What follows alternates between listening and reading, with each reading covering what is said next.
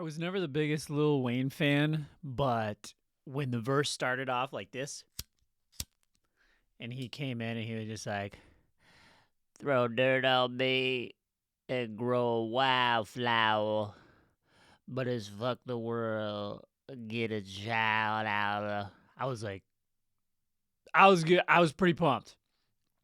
He started off, and what I'm doing right now is I'm burning sage because I'm a witch. No. Hey, everybody. How's it going? May, the month of May is Mental Health Awareness Month. And apparently, October 10th, which was this past Friday, is Mental Health Awareness Day. So if a month isn't enough, you got an extra day. And how's your mental health? A lot of people struggle with the season changes. And the seasons are a changin', as with life. And it's October. We're in the middle of October, and everybody says, oh my gosh, it's almost 2026 already. Oh my gosh, it's Q3 already. Where does the time go? Ha ha ha ha. That's at work.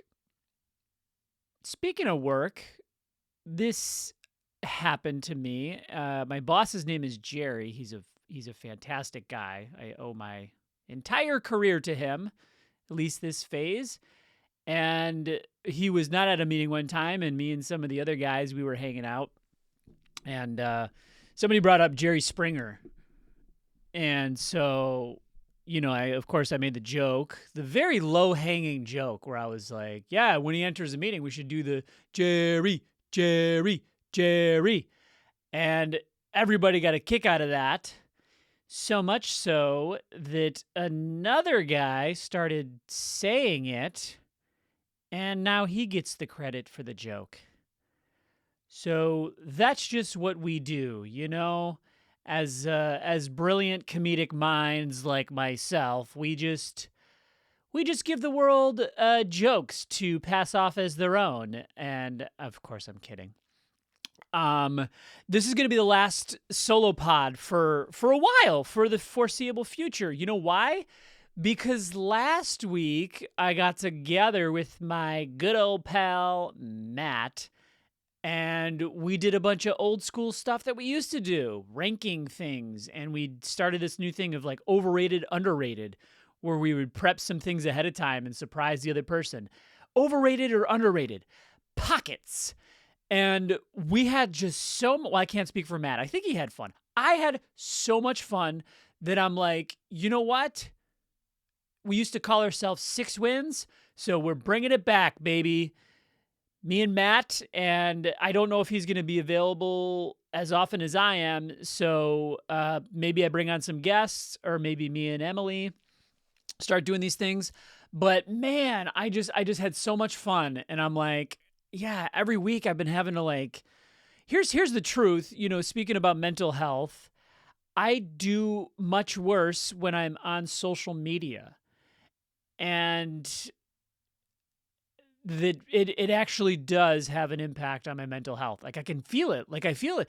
Like some people can just scroll nonchalantly and zip on by the day.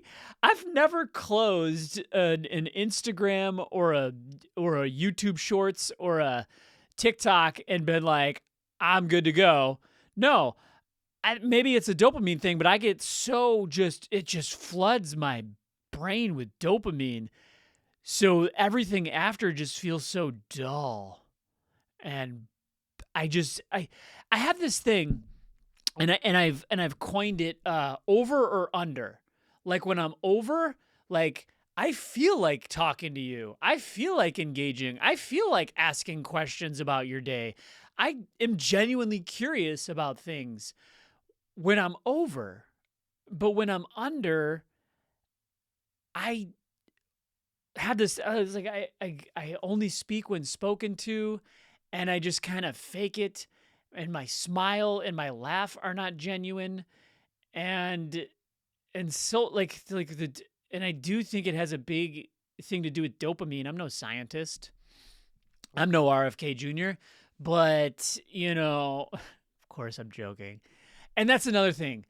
everything that comes out nowadays, it's like, oh, objectively, this is a really good thing. But then without fail, the internet gets a hold of it and it becomes like, you don't know which way is up and which way is down. What does this mean? What are the actual things happening?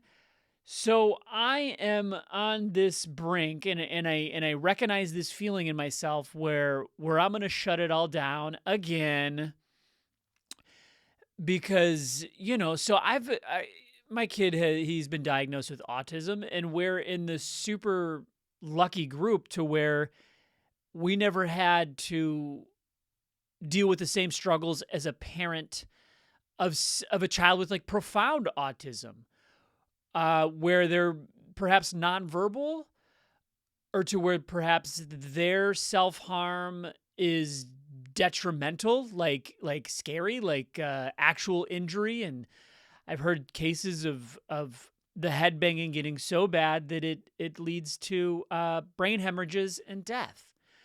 And I mean, knock on wood, we had a good deal of the self-harm back earlier 2025, and that was the hardest time of my life. And I hope I go a very long time with being able to say that that was the hardest thing, because life, it's coming. It's coming. Whatever cushy cozy times we're in. And this isn't glass half empty. This isn't pessimism, but I'm 38. I'm no spring chicken. I am now older than the cast of Cheers and mostly Seinfeld. And just shit comes, and you do what you can to protect your mental health, like I kicked off this episode talking about. And my God, do I do everything I've ever been able to find that has to deal with taking care of your mental health and your soul, spiritual health, emotional health, all that stuff. Like, I typically do it every day.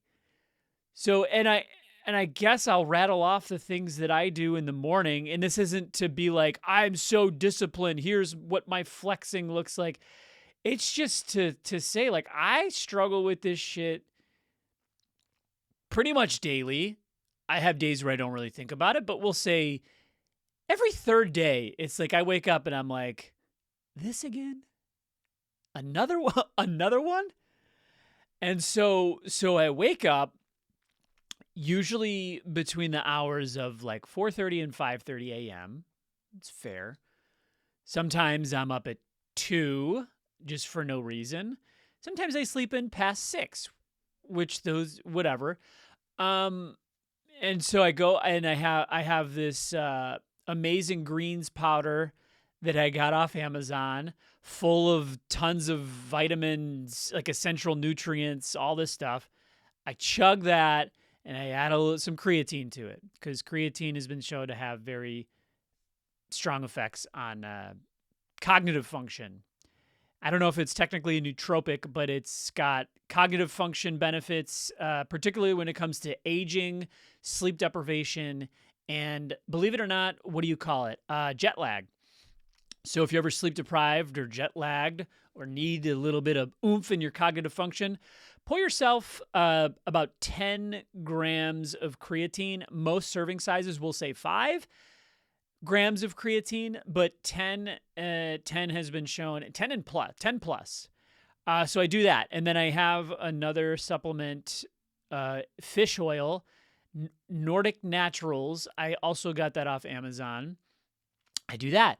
And then I have some black coffee, and I sit in my chair and I carve out 10 to 15 minutes to either be quiet and just go inside, maybe focus on my breathing, maybe focus on my hands and my feet. Like, okay, I know that I am present if I can feel the energy in my hands and my feet. Great. And I'm actually doing it right now as I speak. Feel free to follow along. And a new one I've found is once you got your hands in your feet and once you're pretty mindful of your breathing, this could be a little hokey and woo-woo and Illuminati for some, but I've been trying to practice this thing where I place my attention like right between my eyebrows, like where you would imagine the third eye would be, and no specific results to report, but it does help me kind of stay rooted. Because when I'm off, when I'm all wrapped up in my own thinking in my head, it's a lot of daydreaming, it's a lot of past, it's a lot of future, and it's never what's happening in this moment. And I don't like having one foot in yesterday, the other foot in tomorrow, because then what am I doing? I'm pissing all over today, and I don't want to piss all over today. Speaking of piss, what are the first 3 syllables of peanut butter? P, nut, and butt. Saw that in a TikTok and thought it was absolutely hilarious, and I'm still laughing about it now. So after that, I always get in a morning workout, and that is, of course, going to look different for everybody. But right now I'm doing P90X with my pal Tony Horton, and it's a fantastic full body exercise. If you've never heard of P90X, then you probably weren't alive in the early 2000s, because that's when it was at its peak of popularity. And I think any sort of movement, and as we get older, guys, I can't imagine there's too many young 20-somethings or teens listening to this. As we get older, it's very important to keep our muscles strong. Resistance training, body weight training, cardiovascular training. Get in a day or two of yoga or Pilates, dare I say, and you're taking some pretty good care of yourself. So after that, I shower, which I will finish off with a minute or two of cold water, because Andrew Huberman and Wim Hof told me that cold exposure is great for vascular health, keep the blood flowing, and it's very good for cognitive health. And it does, like, you get a dopamine spike, and what does it do? It spikes dopamine and lowers cortisol, so that, and it's just straight up, like, it's the old fucking, like, if you can do something shitty for 2 minutes intentionally, go do that. It's a mindset that's, it's just impactful today as it was when I first started hearing about this stuff like 5 years ago. David Goggins. And so after that, I've been on this new thing for my brain, very restrictive eating, that I will not lie and say, like, it's super enjoyable, but I eat strictly meat, fruit, and vegetables right now. Throw a little bit of oil in the pan or a little bit of butter. And then sometimes when I'm feeling squirrely, I'll throw a little honey in a bowl of fruit at night, so I feel like I'm getting a little treat. But that right there, eating meat and fruit only with some vegetables thrown in there, for me, that has been the biggest shift in my mental health. And it's not like I was eating super dirty before. I wasn't eating McDonald's Big Macs every day. I was just eating a lot more starchy carbs, like rice and oatmeal, rice and oats, and even just removing those things. Oh man, it's helped me tremendously in my brain. It feels very, very good to be in my brain right now. That, in addition with the fish oil, I think does something in my brain, and I've had to reshape the way I think about it. And it's not like I'm punishing myself by being restrictive. I'm giving myself a gift to allow this thing up here to function properly. And if you have any sort of, the shrinks tell me I got this generalized anxiety disorder. Hold on. Oh, I haven't really been watching what I've been drinking. I do have a Celsius every I'll say once a week when I'm shooting a podcast, I'll crank a Celsius.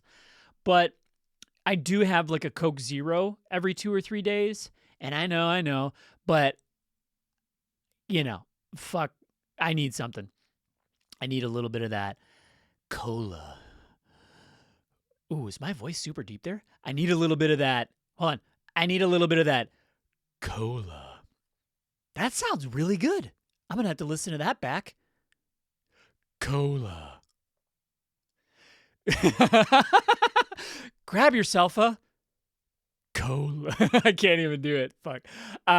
So I eat a bunch of eggs, usually with some butter or coconut oil, an apple. Sometimes I'll throw some peas in those eggs. And my supplement regime is a little neurotic, but I do... So let me try to remember this. So I do something for my immune system. If you just go to Amazon and type in immune support, there's this like 8-in-1 thing I've been taking that's got all the vitamins. It's got the vitamin C, vitamin D3. It's got zinc, and that's all I can remember. Another vitamin B. There's a bunch of vitamin Bs. Vitamin B? There's a bunch of vitamin Bs, like B3, B6, B12. There's one I can't pronounce. There's turmeric, which I can pronounce. So that's for immune support. Boom, check. Not going to get sick. Got that.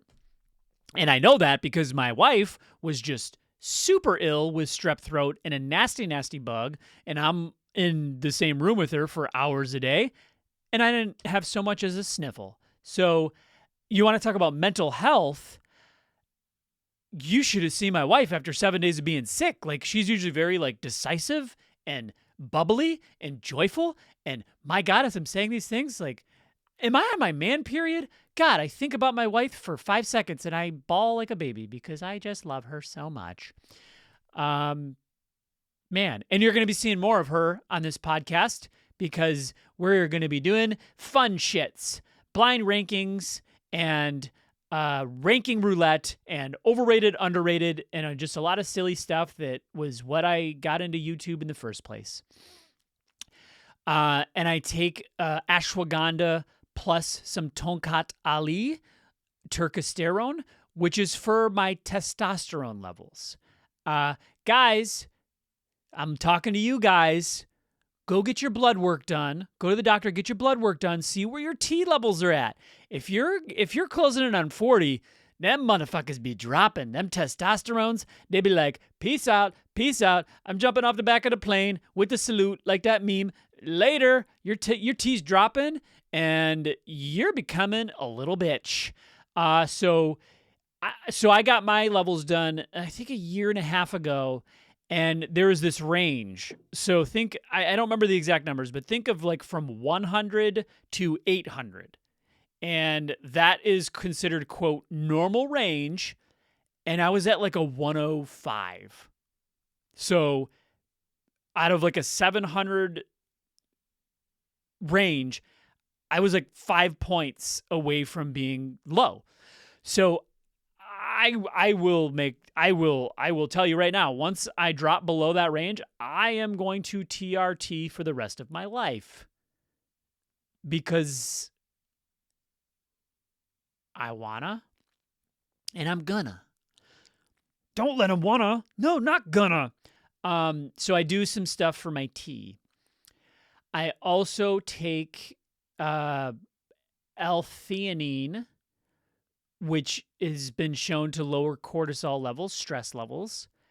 And a big one that actually, I thought it was going to be snake oil. I think I saw it on a short or a reel or a short shit. You know what actually has a like noticeable impact in my mood? Just my mood. Saffron. There you go. Clip it. Spread it all over. If you have struggles with like joy and having that over-under thing, if you find yourself under more often and you're just kind of like white-knuckling your way through your days, and like you know what it feels like to be joyful, but you're just kind of white-knuckling it, try saffron, dude. I don't know what it is. I think it's a plant, but they sell them. NutriCost, if you want a discount, there's a link in description. NutriCost has some great ones. That's what I use. But if you want it faster, just get it off Amazon. Who cares about my coupon code? Do you say coupon or coupon or coupon? I say coupon. Saffron helps. And that's basically what I do. And I do the 10,000 steps and I drink a lot of water. But in a nutshell, that is my daily regimen for baseline. Now, that is all. I say all that to say this. There's really one thing I do that makes that all possible. And that's like, for me, I will look right at the camera and tell you without the tiniest shred of like embarrassment or fear or reluctance that I am an addict and an alcoholic. And it feels pretty cool to say that. And so I do 12-step stuff. But speaking of that, I feel like the 12 steps, like movies and like media in general, like movies and TV haven't done the best representation of what that means. Like 12-step meetings, it's usually like a dark, dingy church basement room and everyone's like shaking, pounding coffee, pounding cigs, maybe some creepy folk in there. All of them look like they just came out from under the bridge and they're all just like that white knuckle thing. They're all just like, oh, I want to drink, but I can't. It's not like that. I've met many a millionaire in there. I have shared tables and shared wisdom with people who didn't have a place to sleep that day. And I've shared tables and shared wisdom with the most famous people that you can name. And there's so much content out there that's like bashing 12-step programs and it's like, and I guess this is going to make me go on my separate point here. But I did want to put a cap on the 12-step thing by saying this. This is all it is for me these days. Each of the 12 steps comes with an underlying principle for living. And what could be controversial about trying to do these 12 things in your day-to-day life? Approach your family like this. Approach your friendships like this. Approach work like this. Approach your hobbies like this. Approach the most mundane thing with these 12 things in mind and watch your life change dramatically. Honesty, hope, faith, courage, integrity, willingness, humility, love, responsibility, discipline, awareness, and service. Where do people get the idea that, like, sure, if you go to a room and you're a super hot chick, you're probably going to get a bad egg or two that's going to, like, ask for your number or some shit like that. But you get that anywhere, you know? And the only requirement to go in those rooms and change your life is a desire to stop blanking. There's a program for everything. There's a program for video game addiction, gambling addiction, sex addiction, technology addiction, social media addiction, marijuana addiction, alcohol addiction, drug addiction, prescription drug addiction, fill in the blank. Anything that people tend to get addicted to, there's a program for that. And the only requirement to go and get help is a desire to stop doing that thing. And you go in there and you're like, oh, if you get to there are some bad meetings too. Don't get me wrong. But you find a group you're comfortable with and you sit with people and be like, oh, this is refreshing. I'm sure there are some huge XYZ supporters here. And I'm sure there are some huge ABC supporters here. And you know what? It's like the passengers of a cruise ship that, think of the Titanic. Titanic crashes, which is an analogy for your life crashing and burning down. And some are lucky enough to escape on those little lifeboats. And they get to shore, and from steerage to captain's table, they get to that shore, and it doesn't matter if you're a sir, a madam, a drunkard, a clown, you're hugging the shit out of those people because you're so grateful to be alive. And everything else is a distraction. Gratitude for living and everything else is a fucking distraction. Like Sora 2 AI videos. How is that for a transish? But before I get into Sora 2, how is your mental health? Perhaps you heard me talk about something that you never tried before and you yourself are struggling. It's okay to struggle. Just don't stay there. You don't have to. Try it. Try some of that stuff. And do you do something for your own mental health that I didn't mention? Drop it in the comments. Let's all be friends. Let's all hop on our lifeboats and hug on the shores because we're lucky to be alive. Speaking of that, if you are a regular listener to this podcast, thank you. And I don't ask for anything of the listeners, but I'm going to right now. I don't have anybody else that does any work for me. So the idea of like taking out a marketing campaign and placing ads everywhere, it's just exhausting. I don't want to do that. So what if I challenged you to maybe share this podcast with a friend this week? Or maybe just the idea of a podcast comes up and you go, hey, I listen to this good one. It's a small one, but it's good. My voice goes up higher and higher every time. But yeah, if you share a link, drop a jizz with a friend, and let's grow it a little bit. Why not? I'm gonna be changing up the gears. So this solo business, I don't know how often I'll be doing these anymore, but we're gonna get back to having some fun. So share it with somebody, drop a link, leave a comment.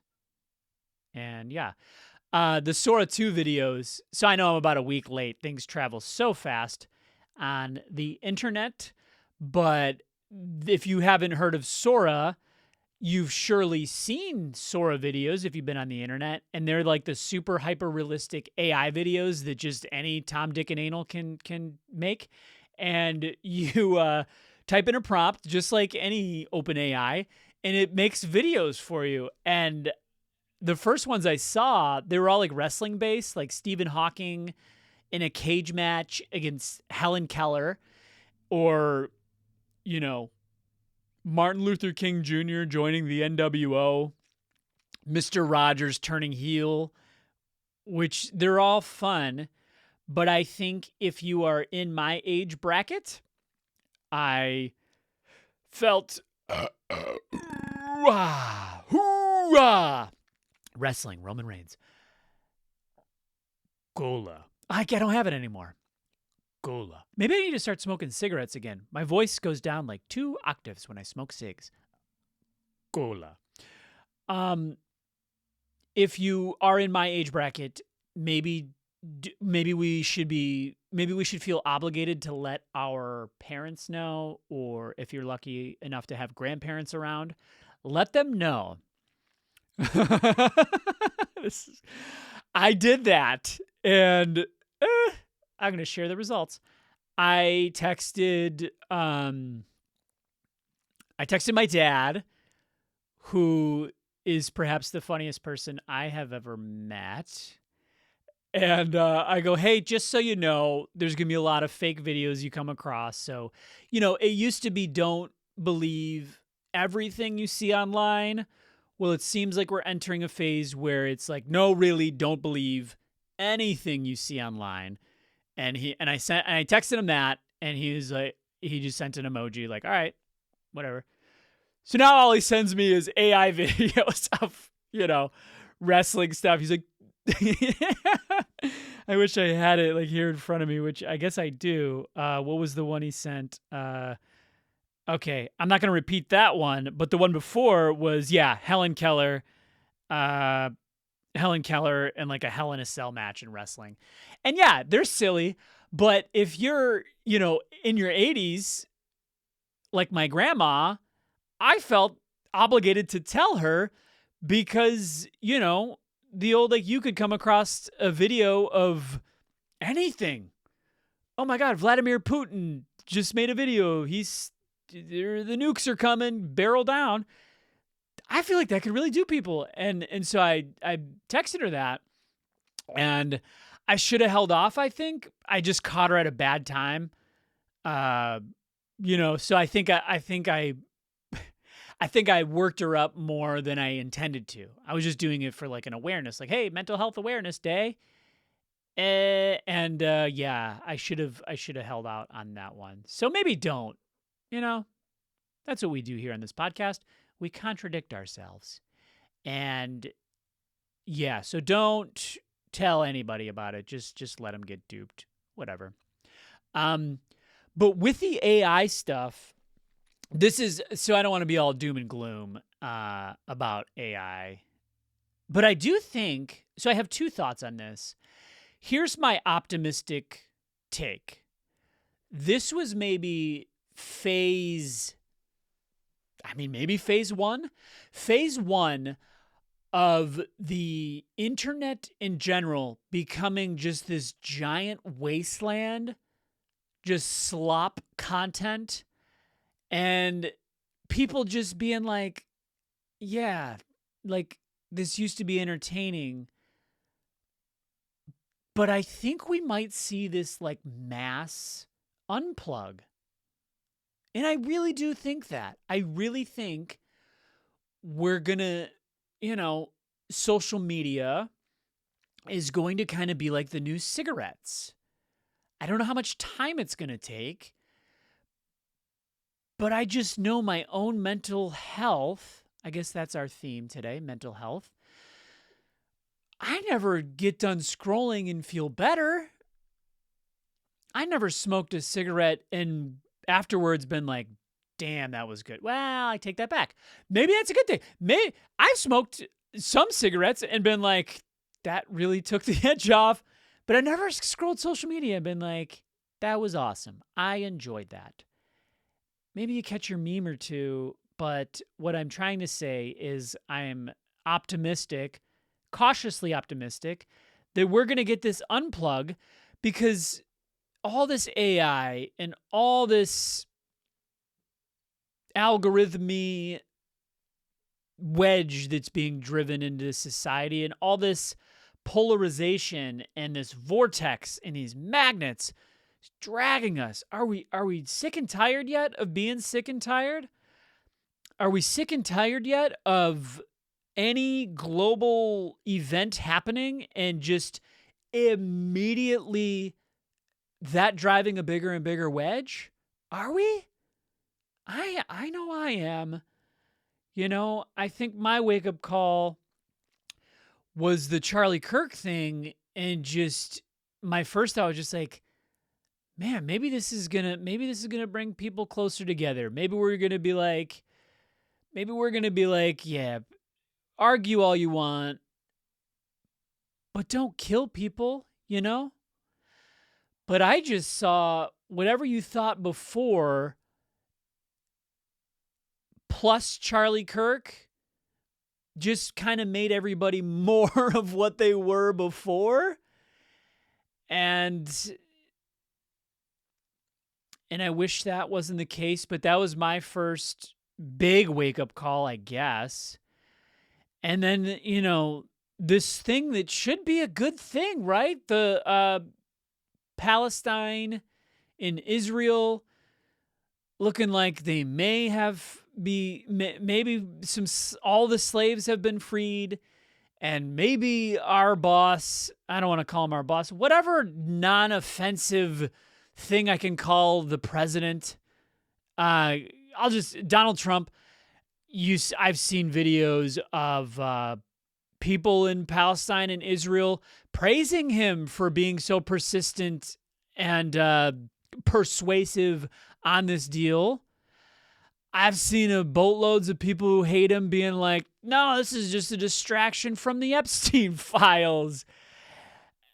And it's like,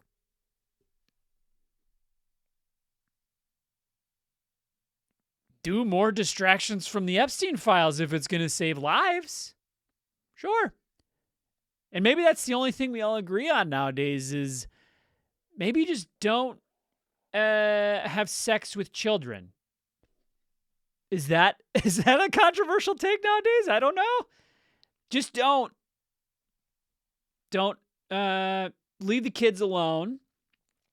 Don't traffic them. Don't engage in physical acts with them. Don't we all agree on there? Maybe we start there. And then, you got your independent journalists who say, don't trust this. Donald Trump and Netanyahu are in cahoots. And this is all just a big money grab to, turn Gaza into a vacation destination, and they're all going to get rich off this. And that might have been my final straw. I dipped my toe in, I got sucked down deep, and now I'm just like, we've reached a place where nothing can happen without people fighting over it. And that's a big part of why I want to get back to doing the thing that brought me to the YouTube game in the first place. And that's just talking about things that I like. I like the movies behind me. I like The Replacements. I love MacGruber. I think Multiplicity should be in the conversation of the best comedies ever made. Pineapple Express. I love the movie Blue Streak. As good as it gets. Top Gun Maverick. I love Wayne's World. I love Rookie of the Year. I love Tropic Thunder. I love South Park. And I want to talk about those things more. I love professional wrestling. I want to talk about those things more. And I want people who also love comedies from the 90s and 2000s to come give their thoughts and make friends in the comments or fight in the comments about opinions. I want to get back to talking about why I think Eminem is the greatest, I want to talk about fun movie facts, like the fact that Shawshank Redemption only features a woman talking for, less than a minute or something like that. That's what I like, man. I don't like going online and seeing people so mad. It doesn't make me feel good. It doesn't help my mental health. Does it help yours? Can we wake up? Can we wake up? Has life gotten so good that we just fight over circumcisions? You know who has the best take on all of this? Denzel Washington. He had a journalist or a reporter shoving a microphone in his face, and that journalist or reporter said, "Hey, Denzel, who are you voting for?" And Denzel looked at the guy and he said, "Who'd I vote for? It's none of your business." Let's get back to it's none of your business. It's none of your business. Behind closed doors, when no one's listening, when we're not trying to drive a wedge into people or upset a bunch of people, yeah, let's chat. Let's have curious minds chatting. Let's not turn the internet into a frickin' wasteland. You know what? I think the best thing I saw online recently was Gary Vee making a video about a business idea he had, dude. Hold on. I need to take hold on. I don't know. I've never done Gary Vee out loud. I've only done a Gary Vee in my head after I watch a Gary Vee video. But he gets so jacked up over the stupidest things. And he's like, you know what? I'm thinking about a business idea where you take $10, you place an ad on Facebook ads, you do it within your area, and you say, hey, are you over the age of 70? Let's go for a walk. And then you go and you build a business off walking elderly people? And then I'm like, did this guy just come up with a million idea, or is that the dumbest thing I've ever heard? If you're going to build a business, I don't give a fuck what they say. If you give a fuck, like he just, okay, Gary Vee, okay. I don't care if you're making $1 billion. If I'm like that, shoot me. If you're going to build a business in 2025 and you're not using AI to your advantage, what's wrong with you? It's like, well, Gary Vee, I guess I never thought about it like that, but I don't want to use AI to build my business. I want to build, that's my business. It's an AI-free business. The only place I use AI is, well, maybe I'm not very good at the graphic design. So maybe as part of my thumbnail, I have ChatGPT create an image of your face, Gary Vee. I'm going to light up some sage. I'm letting Gary Vee get me all worked up in here. Not so cool. You know what I am happy to report? And it's regarding all this technology stuff. And it's regarding this mental health stuff. And it's regarding my son's stuff. I had developed this theory probably 15 years ago. And I developed this theory because I was at my dad's house in Ohio. He lived in Ohio for a little while. And I remember my older brother, who's 3 years older than me, asking my younger brother, who's 10 years younger than me, if he wanted to go outside and play baseball. They had like a Field of Dreams situation where they had like a baseball diamond in their backyard, backed up right to this like baseball diamond. And he asked me if he wanted to go play baseball. And my younger brother was like, you mean real baseball or Wii baseball? And I was like, oh. And this was 15 years ago. Probably more. And I was like, oh, that's a thing to remember forever. This moment where asking, like a sport, was that you want to play the real version of that or the video game version of that? And he seemed more psyched about the video game version of that. And ever since then, I've had this theory develop. And this theory is that we would eventually reach a point in society where the kids would look at us and be like, wait a minute. So you and Grandpa or you and Uncle Rick used to throw a ball back and forth for hours as entertainment? Like, doesn't that seem like a plausible theory? And I'm happy to report, everybody, that I was incorrect in that theory. The art of throwing a ball has gone nowhere. My son Julian, he loves his video games. He loves Roblox. He loves like a YouTube Kids, like watching kids build cat forts and shit and do like competition challenges. But it's been really cool to watch him sink his teeth, which are probably unbrushed. Kid fucking hates brushing his teeth. Sick. No. He's going through this like sports phase, and I don't know if it's going to last forever. Well, it's not going to last. Nothing lasts forever. The toys in the bathtub, that's not going to be a thing forever. The Legos spilled out throughout the basement, that's not going to be forever. The Sonic phase and the Pokemon phase, they're not going to last forever, guys.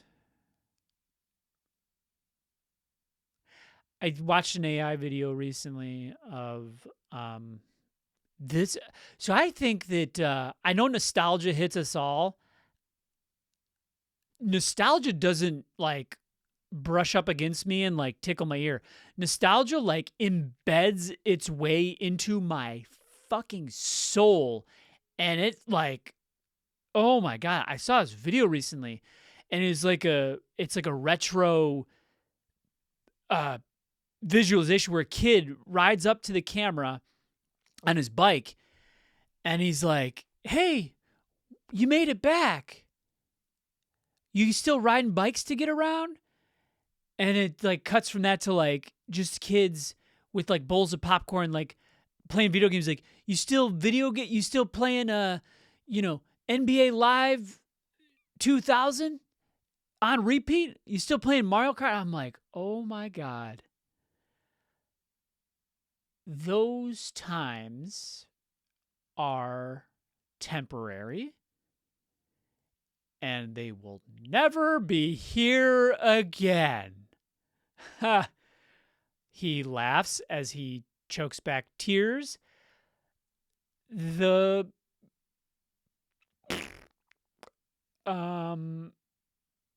toys in the bathtub aren't gonna be there forever, and didn't plan on doing this. Good God, I'm a fucking pussy. So I went to my kid's soccer game on Saturday morning, and he scored a goal, dude. He scored a goal, and then we, he had a fantastic time playing soccer, and then we got home, and what did he want to do? He wanted to play more soccer. So we played soccer for 3 hours, and then Sunday morning we played basketball, which I'm going to say, aging is for people who do not know better. I don't have aches. I don't have pains. I'm 38 years old, and I move better on a basketball court, and I'm less winded, and I'm more athletic than I was in my 20s and in my teens. Can't jump as high because I ruptured my Achilles tendon. Just as, if not more athletic. Played basketball, and I'm getting to my point, and then we go to his grandma and grandpa's house, and they have this huge property, and we just played catch with a football and kicked it, and I just punted as far as I could when we raced towards it, and it was so fun. And then we get home, and if you're a parent of a kid, you know these Squishmallow things. Think of like they make them of all shapes and sizes, but he has one that's like mini basketball sized. It's like a stuffed animal, but it's with this squishier stuff. And we just tossed it back and forth in a room for like 2 hours straight. And we just kept track of how many times we could throw it back and forth without dropping it. And we would get up to 50, and then we'd have like a bad throw. Be like, oh, got to start over. We did that for like an hour and a half, 2 hours. And it was like the best part of my weekend. And we did get up to 316. Austin 316 says, I just tossed a Squishmallow to my kid for 2 hours, and it was the best thing ever.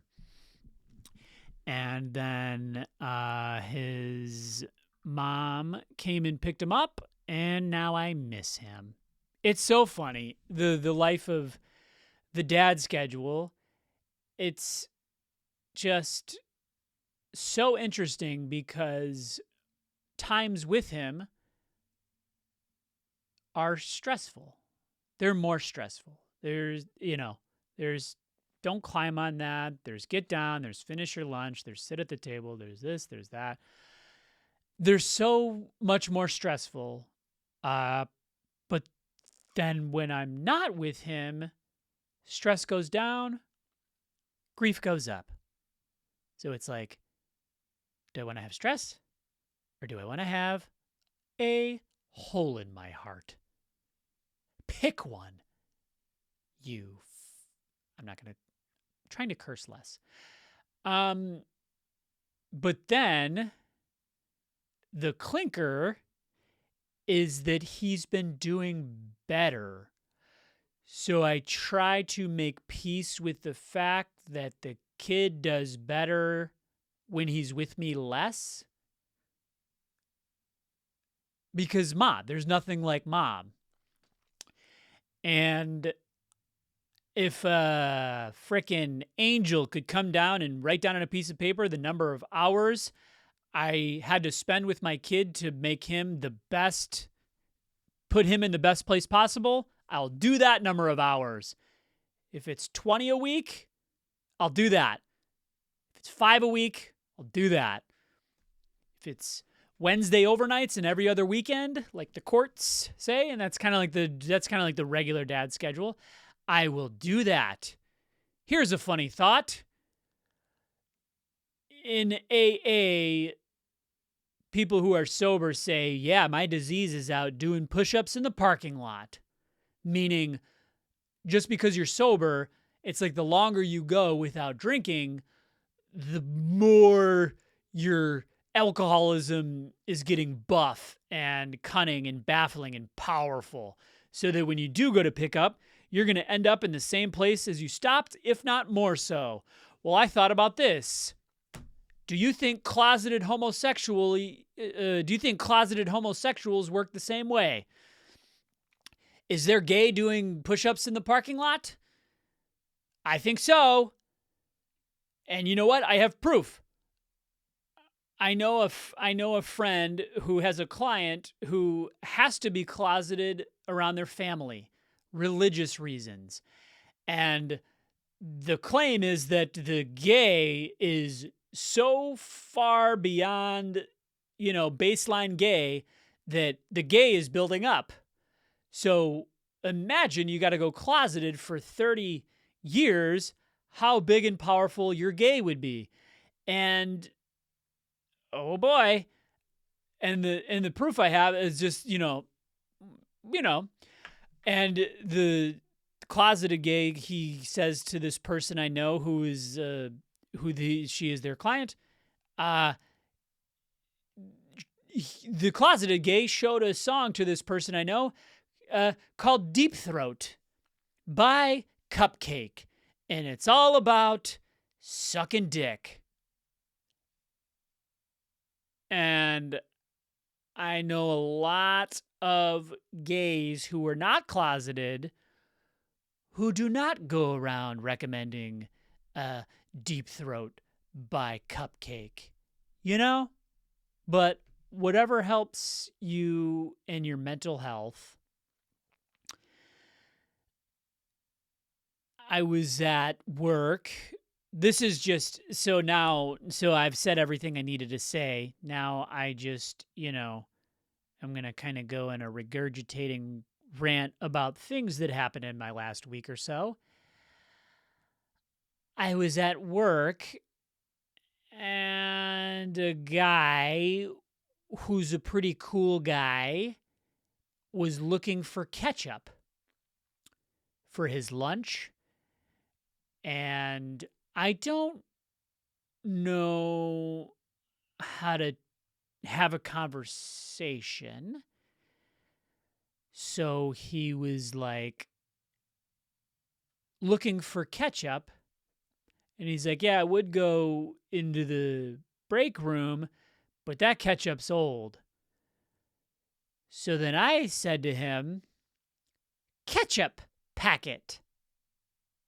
And I smiled because I assumed everybody knew the deep cut quotes from Tommy Boy. He did not. He did not know deep cut quotes from Tommy Boy. And he just kind of looked at me and went on about his day. And then I spent the next 3 hours thinking about it. Ketchup packet? I looked at Ramon and I just said, ketchup packet? That's all I had to contribute? Well, to be fair, what is it that you say in that situation, huh? Conversation pros? What do you say? Oh yeah, the ketchup in the break room is old. And then how do you transition? Speaking of old, my car broke down. Like what do you transition to? Yeah, the ketchup is old. Did you know that ketchup isn't actually made from tomatoes in Italy? It's made from marinara. Then you get those people who just their idea of having a conversation is just telling you facts. Like they grew up in a Guinness Book of World Record store and they're just like, ketchup? Well, ketchup was invented in the 1900s by the Amish to grease their wheels on their horse and buggies. And it's, what else? The Bad Bunny halftime show, I don't care about. People get mad at the fact that there is a Bad Bunny at the halftime, and then other people say Turning Point's gonna offer counter programming to Bad Bunny, and that's why I'm logging off, y'all. I think Bad Bunny rules because Bad Bunny, look it up. Bad Bunny versus Damian Priest. Or no, just type in Bad Bunny WWE entrance. And if that doesn't make you like Bad Bunny, there's no help for you.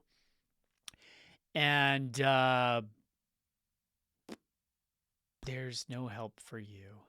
Other than saffron, I'm telling you, eat meat and fruit only for 30 days. It's not a punishment.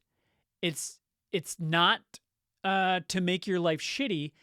It's to really just remind yourself what it feels like to not have anxiety constantly nagging you and to not have all of your movements and decisions narrated by this fucktwad in your brain going, you think that's good? Oh, you want to do that? Oh, you said ketchup packet, you moron. Ketchup packet. Oh, man. I looked right at a guy. Like a cool guy. And I said, ketchup packet. What? And he probably didn't even give it a second thought. And I thought about it all week. All goddamn week. I wrote this down on my board. Rosemary in meat decreases polycyclic aromatic hydrocarbons. Don't know why. I can't elaborate on that. But just know that rosemary in meat decreases polycyclic aromatic hydrocarbons. Huh.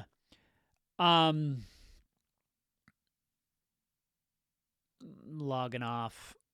I'm logging off, and I want to leave you with this. Take care of your mental health. Try some of the things we talked about today. If they help, let me know. If you got anything that I didn't mention, let me know. And it's a good reminder to log off, compliment somebody this week, say your prayers, do your meditations, eat your vitamins, and give somebody a hug.